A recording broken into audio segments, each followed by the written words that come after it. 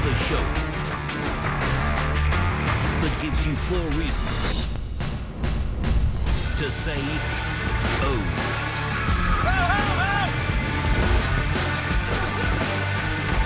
Hawaii Five-0, Season 2, Monday to Friday, 9 p.m. only on Prime.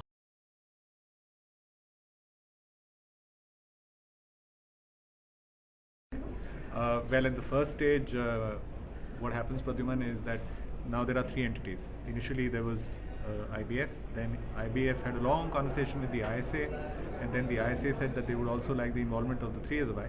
So we now have a 3-part entity. 60% will be held by the IBF, 20% each by the 3SOI and the ISA. And we've gone through the Articles of Association and the memorandum and all of that. That process is almost complete. So let's say the constitution documents of the company are in place. We've agreed about how the equity is to be partitioned, as well as the board, which is the same 60-20-20 ratio.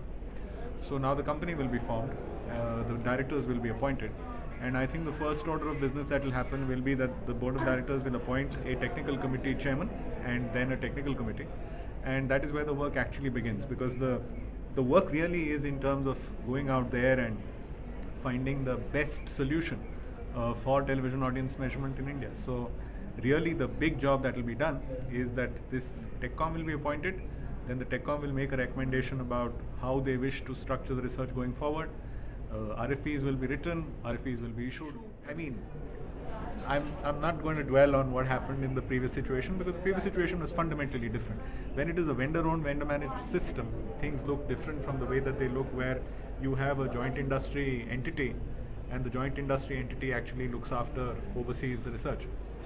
So now we will have a joint industry body, and this joint industry body, I think, is coming in there with a clear understanding that if you want to scale up from where you are, if you want more representativeness, if you want more depth of coverage, there is going to be a cost that it will, that system will have to carry.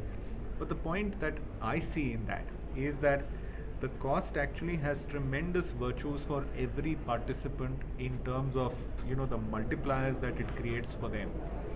It has huge positives for all the 3 participants. Everybody will have takeaways from this whole system which will be beneficial to them.